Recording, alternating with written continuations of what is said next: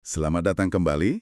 Hari ini kita akan coba gali lebih dalam pemikiran seorang tokoh konsultan yang menarik nih, Pamela McNamara. Ya, waktu sumber kita ditulis, beliau ini kan CEO Arthur D. Little atau ADL ya. Betul. Kita mau lihat gimana sih perspektifnya tentang persimpangan yang rumit ya antara teknologi dan bisnis. Sumbernya langsung dari tulisan McNamara sendiri di buku Inside the Minds, Leading Consultants. Jadi kita mau coba bongkar, apa sih inti kerja konsultan menurut dia? Terus peran teknologi itu gimana? Dan ini menarik, ternyata lebih luas dari yang kita bayangin mungkin ya. Terus tantangannya, termasuk posisinya sebagai pemimpin wanita waktu itu, dan ya arah industrinya ke depan gimana? Oke, sip. Jadi misi kita nih menyaring esensi pemikirannya, gimana dia pimpin firma yang, ya itu tadi, main di persimpangan krusial, teknologi dan bisnis. Langsung aja kali ya kita mulai. Boleh, boleh. Dick McNamara tuh punya cerita pembuka yang luar biasa menurut saya. Proyek Moonshot. Coba Anda bayangin, diminta bikin obat pencegah kanker pertama dalam 8 minggu aja. 8 minggu? Gila, itu kedengerannya kayak mustahil banget nggak sih? Terus gimana tuh ceritanya? Nah, itu dia intinya. Jadi ada tim kecil gitu ya, sekitar 16 orang lah, campuran dari ADL sama kliennya. Mereka itu diisolasi, dikarantina di satu gedung yang mereka kasih nama LAM. LAM, kayak Lunar Excursion Module itu ya? Iya, wah. Iya, kayak gitu. Jadi mereka kerja bener-bener non-stop, brainstorming gila-gilaan, analisis, debat, rancang rencana, semuanya demi satu tujuan mulia, nyelamatin nyawa orang. Terus hasilnya gimana? Berhasil. Dalam 8 minggu itu. Luar biasa, berhasil. Produknya beneran masuk pasar dalam waktu sesingkat itu. Nah, bagi McNamara, ini bukan cuma soal, proyek sukses gitu aja. Bukan cuma angka ya? Bukan, ini tuh esensi terbaik dari dunia konsultasi menurut dia. Tantangannya gila. Timnya solid banget, proses belajarnya juga intens, dan yang paling penting ya itu, bikin perbedaan nyata. Jadi bukan cuma soal efisiensi operasional sehari-hari, tapi lebih ke mendorong perubahan, inovasi yang gede gitu. Cerita Moonshot ini kalau kita bedah ya, ini benar-benar kayak ngasih lihat resep suksesnya gitu. Pertama tujuannya kuat banget dan jelas, nyelamatin nyawa kan. Iya. Terus ada kolaborasi yang intens banget lintas disiplin, ADL sama klien jadi bener-bener satu tim. Ada fokus total juga karena ya itu tadi diisolasi. Dan hasilnya kelihatan, konkret cepat. Ini negasin banget sih kalau konsultasi yang bener-bener berdampak itu ya bukan cuma ngasih nasihat di kertas, tapi menciptakan hasil yang bisa diukur. Menariknya lagi nih, ngomongin dampak, McNamara juga nyambungin ini ke kepuasan pribadi dia. Buat dia, puas itu kalau bisa nyelarasin urusan pribadi sama kerjaan. Fokus ke hal yang emang penting buat dia. Oke. Dan tahu nggak sumber kepuasan terbesarnya apa? Kerja tim. Dia punya analogi bagus. 1+1+1 sama dengan 6 di bisnis ini. Kolaborasi, entah itu sama tim internal atau sama klien, itu yang paling membekas buat dia. Wah, ini nyambung banget ya sama nasihat karir terbaik yang pernah dia dapet, yang dia ceritain juga. Katanya kan, fokus aja sama apa yang penting buat kamu, apa yang kamu hargai, dan di mana kamu pengen bikin perbedaan. Tepat. Jadi kepuasan itu bukan kayak, bonus sampingan gitu ya, tapi emang bagian inti dari kerjaan yang punya makna. Persis. Dan soal kolaborasi tadi, dia juga bilang gini, hampir semua masalah bisnis zaman sekarang tuh udah kompleks banget, butuh banyak keahlian. Nggak mungkin ada satu orang super yang tahu semuanya. Betul. Tim yang pas itu nggak cuma bawa keahlian yang beda-beda, tapi juga bisa memicu kreativitas, bikin solusi jadi lebih cepat ketemu gitu. Kalau kita tarik benang merahnya lagi nih, penekanan soal tim ini relevan banget. Masalah bisnis modern kan ruwet ya, perlu lihat dari sisi teknologi, strategi, operasi, pasar, wah, semuanya. Ya. Tim yang efektif itu jadi kayak mesinnya gitu buat ngeramu solusi inovatif dari banyak sudut pandang itu. Dan waktu McNamara bilang dia puas secara pribadi karena kolaborasi, itu nunjukin kalau hasil bisnis sama kepuasan individu itu bisa banget jalan barengan. Nah, McNamara juga cukup terbuka soal isu gender.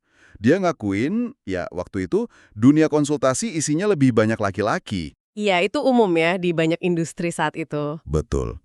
Dan ada ekspektasi sosial yang mungkin beda buat perempuan. Soal peran istri atau ibu misalnya. Tapi pendekatannya dia menarik nih. Gimana tuh cara dia menyikapinya? Ada strategi khusus gitu? Strateginya tuh sangat pragmatis ya. Fokusnya di kinerja aja.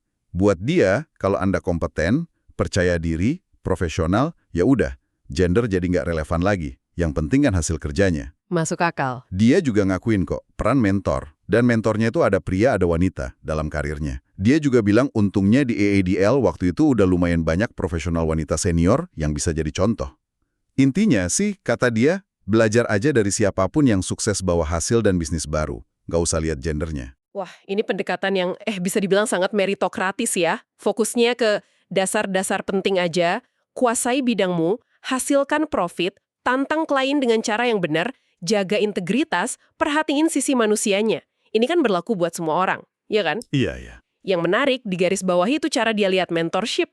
Fokus belajar dari suksesnya, bukan dari identitas mentornya. Ini kayaknya membebaskan kita buat belajar dari sumber terbaik mana aja, nggak terbatas gender. Nah, sekarang kita masuk ke ciri khasnya Arthur D. Lilal, atau ADL menurut McNamara. Ini nih bagian yang menurut saya benar-benar bikin, oh gitu toh. Oke, apa tuh? ADL itu unik karena posisinya ada di persimpangan antara bisnis dan berbagai jenis teknologi. Dan penting nih, teknologi di sini tuh bukan cuma IT loh. Oh ya, lebih luas dari sekedar IT. Contohnya apa aja tuh? Jauh lebih luas. Bayangin aja, bioteknologi, ilmu material, energi, teknologi pangan, elektronik, kimia, macam-macam pokoknya. Ini tuh akar sejarah ADL yang emang kuat banget di R&D, riset dan pengembangan. Wow. Contoh warisan mereka aja udah gila-gila standar bensin iso-oktana, terus proses bikin fiberglass. Itu kan material baru yang revolusioner banget. Bahkan sistem Nasdaq sama audit lingkungan pertama di dunia itu dari mereka. Serius? Nasdaq juga? Iya, jadi budaya ADL itu emang praktis banget. Kreatif, inovatif dari sisi teknologi. Nah, poin kuncinya menurut McNamara, semua bisnis sekarang itu pada intinya adalah bisnis teknologi tinggi. Nah, ini dia nih kuncinya. Definisi teknologi yang luas banget ini yang ngebentuk ceruk pasar atau keunikan ADL.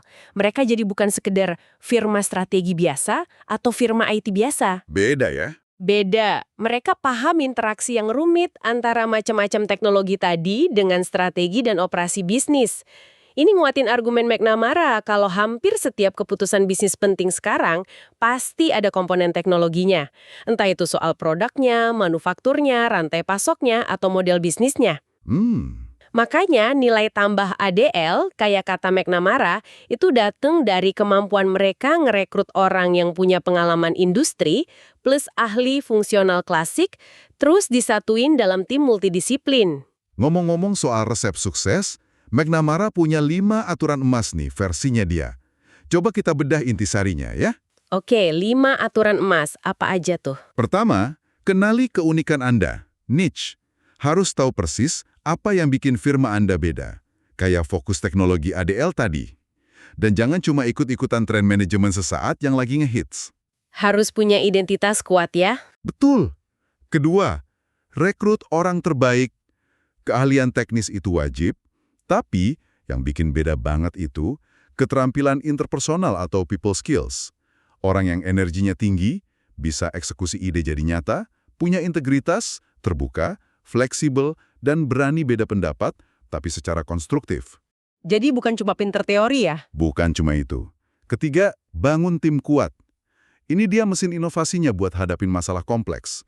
Hasil kerja tim itu pasti lebih hebat dari kerja sendirian. Penting juga libatin orang dari klien di tim itu. Kolaborasi lagi ya intinya? Lagi-lagi kolaborasi. Keempat, libatkan klien dalam solusi. Klien itu kan yang paling tahu seluk-beluk bisnisnya sehari-hari. Kalau mereka ikut ngerancang solusi, mereka bakal merasa punya solusi itu dan lebih mungkin buat diterapin. Supaya nggak jadi pajangan aja ya rekomendasinya. Persis. Dan yang kelima, ini yang paling penting menurut survei klien ADL sendiri. Komunikasi. Mulai dari nyamain persepsi di awal proyek, ngasih update rutin, ngelola ekspektasi klien biar realistis, sampai cara presentasi hasil akhirnya. Proses komunikasinya sendiri itu ternyata bisa memicu ide-ide baru loh. 5 aturan ini kalau dirangkum intinya ya, yang nonjol itu bukan cuma soal apa yang Anda tahu, tapi lebih ke bagaimana Anda kerjasama dan komunikasi. Menarik. McNamara kayaknya mau bilang, sukses konsultan itu lebih banyak ditentuin sama kemampuan ngelola manusianya, ngelola kemitraan baik di dalam tim maupun sama klien, daripada cuma modal jago teknis doang. Ini menarik sih. Mengingat ADL kan justru firma yang fokus banget sama teknologi. Jadi penekanannya malah lebih ke sisi manusianya ya, meskipun konteksnya teknologi. Tepat banget. Coba lihat lagi. Aturan soal rekrutmen tadi kan nekenin people skills. Terus pentingnya bangun tim kuat, libatin klien. Itu kan semua soal interaksi manusia. Iya juga ya. Bahkan komunikasi disebut paling penting. Ini nunjukin pemahaman yang dalam banget kalau solusi sehebat apapun tuh nggak bakal jalan kalau aspek manusianya nggak dikelola dengan baik. Nah buat Anda nih yang mungkin sering interaksi sama konsultan, ini bisa jadi panduan. Jangan cuma lihat jago teknisnya, tapi perhatiin juga cara mereka kolaborasi dan komunikasi. Itu penting banget. McNamara juga nyinggung soal hubungan jangka panjang sama klien. Katanya, justru di situ manfaat terbesarnya bisa didapat. Kenapa? Karena klien kan fokusnya ke operasional harian ya. Nah, konsultan bawa keahlian soal inovasi, soal perubahan. Jadi saling melengkapi gitu. Kayak simbiosis ya. Bisa dibilang gitu. Nah, kalau mau mulai hubungan baru, penting banget buat riset dulu. Pastiin ada kecocokan atau fit antara kekuatan firma sama kebutuhan klien. Jangan asal ambil proyek. Dia juga ngasih kerangka simpel ya buat memahami klien. Apa sih tujuan mereka? Jangka pendek, jangka panjang? Terus seberapa rumit situasinya? Siapa aja yang terlibat? Kemampuan apa aja yang dibutuhin? Strategikah, operasi, R&D? Ini penting sebagai dasar biar proyeknya efektif. Terus, di sisi internal firma, ada satu konsep penting lagi. Manajemen pengetahuan atau knowledge management, KM, gampangnya, ini cara firma ngumpulin dan pakai lagi pelajaran dari proyek-proyek sebelumnya. Biar nggak mulai dari nol terus. Oh, kayak database pengalaman gitu ya? Semacam itu. Contohnya di ADL ada sistem namanya KITE. Tujuannya ya efisiensi. Ibaratnya kayak tukang kayu, dia punya palu standar yang bisa dipakai buat bangun banyak rumah, nggak usah bikin palu baru tiap kali. Ini juga neken biaya, dan yang penting memungkinkan transfer ilmu ke klien. Bukan malah disimpan sendiri ilmunya biar klien ketergantungan terus. Nah, ini menarik nih. Ada keseimbangan yang unik ya. Konsultan kan harus paham banget bisnis klien luar dalam. Tapi di saat yang sama, dia harus bisa kasih pandangan objektif dari luar. Itu nilai utamanya. Betul. Soal KM tadi, selain efisiensi, ada aspek etisnya juga menurut saya. Membekali klien dengan pengetahuan biar mereka mandiri, itu kan seharusnya jadi tujuan yang baik ya. KM ini intinya cara firma konsultan menskalakan keahlian mereka dan jaga kualitas biar konsisten di banyak proyek. Tentu aja, tantangan terbesarnya ya gimana caranya biar tetap relevan dan kreatif di dunia yang berubahnya cepat banget kayak sekarang. Gimana cara McNamara dan ADL ngadepin ini? Ternyata banyak caranya. Wah, gimana tuh? Spill the beans. Oke, pertama, baca yang banyak. Topiknya luas dan dalam. Kedua, manfaatin jaringan internasional firma mereka. Ketiga, publikasiin pemikiran, jadi thought leader gitu. Keempat, belajar dari tiap kasus lewat KM tadi. Oke, masuk akal. Terus? Kelima, bangun jaringan atau networking yang aktif sama alumni, kampus, jurnalis, pokoknya banyak pilak. Ini dianggap people skill penting juga. Keenam, pakai alat kolaborasi digital. Ketujuh, pelatihan internal terus-menerus. Kedelapan, riset best practice. Bikin forum diskusi eksekutif, lokakarya. Kesembilan, jaga hubungan baik sama universitas. Dan yang terakhir, ini krusial banget. Dengerin umpan balik klien. Ini sumber perbaikan paling berharga, kata dia. Wah, banyak banget ya lapisannya. Ini nunjukin kalau jaga relevansi itu bukan cuma satu jurus sakti, tapi kombinasi banyak hal.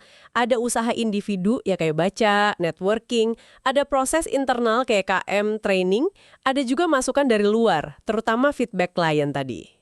Lengkap ya? Lengkap. Yang soal jaringan itu juga penting tuh. Pas Anda sewa konsultan, sebenarnya Anda kan juga nyewa akses ke jaringan luas mereka. Nah, ini mungkin bisa jadi inspirasi juga buat Anda. Gimana prinsip belajar terus-menerus dan manfaatin jaringan ini bisa Anda terapin buat pengembangan diri atau karir Anda sendiri. McNamara terus masuk ke topik kepemimpinan di masa yang penuh gejolak. Kata dia, perubahan cepat itu udah jadi normal baru. Udah bukan anomali lagi. Ini tantangan. Tapi sekaligus peluang juga. Uniknya nih, buat firma konsultan sendiri, tantangan internalnya justru gimana nerapin nasihat mereka ke diri sendiri. Oh ya?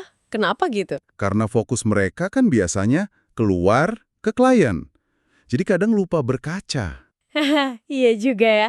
Terus mimpin firma konsultan itu beda nggak sih sama jadi konsultannya sendiri? Beda, kata McNamara, keterampilannya lain.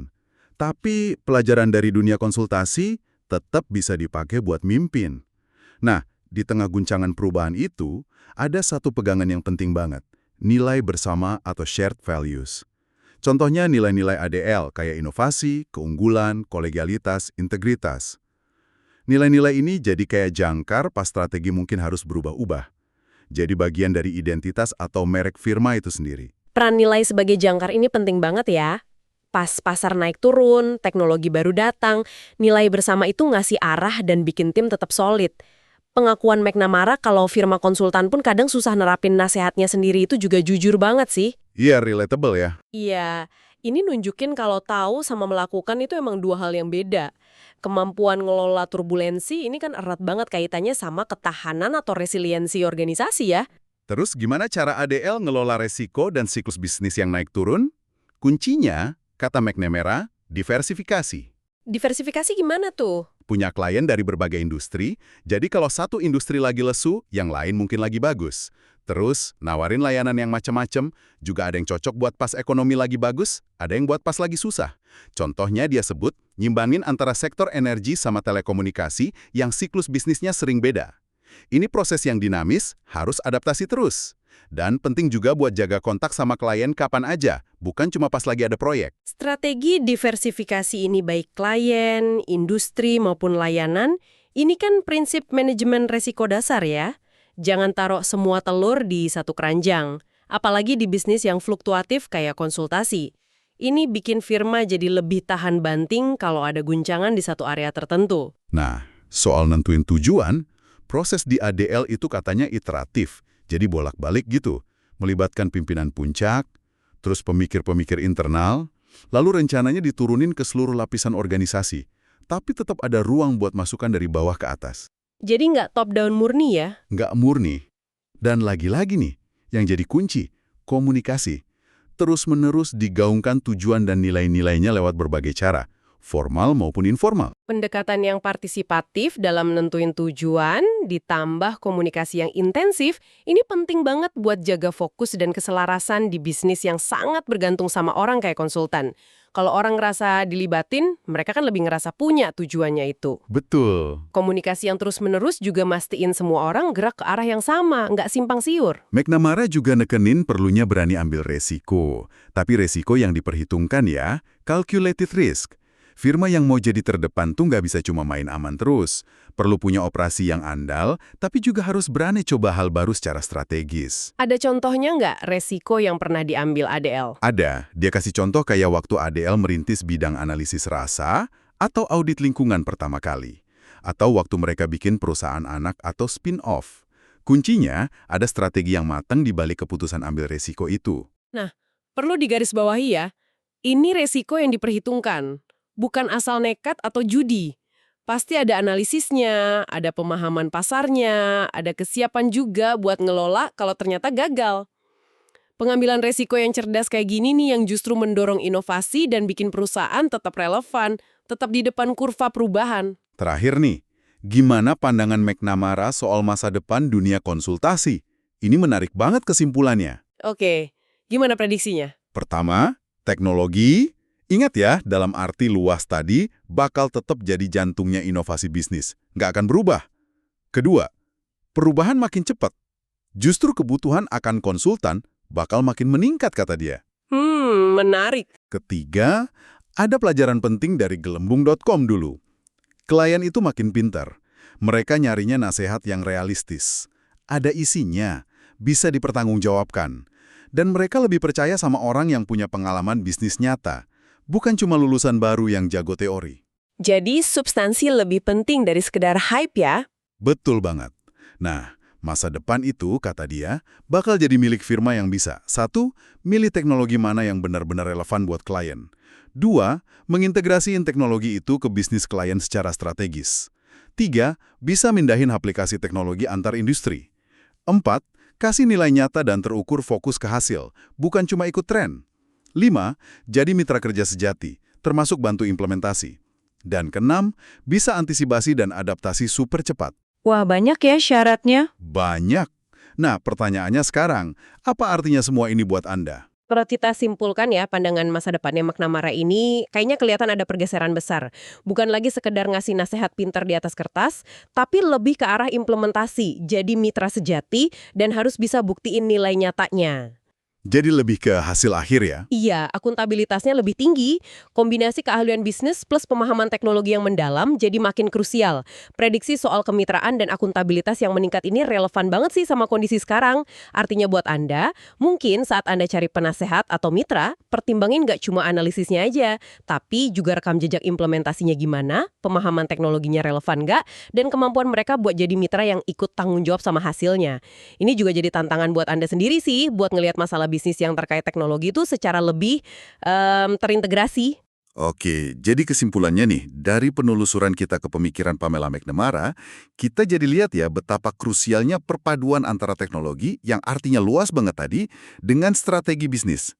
Fokusnya selalu ke hasil praktis, kekuatan tim lintas disiplin itu penting banget, komunikasi jangan dilupain, harus bisa adaptasi cepat, jaga integritas, dan berani ambil resiko strategis. Perspektifnya sebagai CEO wanita di era itu juga nambah lapisan menarik ya, tentang gimana dia navigasi karir di industri yang waktu itu didominasi pria. Betul sekali. Nah, sebagai penutup nih, mungkin ada satu pertanyaan buat Anda bawa pulang yang terinspirasi dari penekanan McNamara soal teknologi di luar IT. Kan dia nyorotin bioteknologi, material, energi. Ya. Gimana ya caranya bisnis Anda bisa secara proaktif nyari dan manfaatin gelombang teknologi tersembunyi berikutnya yang mungkin nggak seglamor digital, tapi punya potensi dampak yang gede banget. Di mana kira-kira letak fiberglass atau audit lingkungan selanjutnya buat industri Anda? Sesuatu untuk dipikirkan mungkin. Wah, pertanyaan yang bagus banget itu buat direnungkan. Oke deh, terima kasih banyak Anda sudah menyimak penelusuran mendalam kita kali ini. Semoga wawasan dari Pamela McNamara ini bisa ngasih inspirasi ya. Sampai jumpa di kesempatan berikutnya.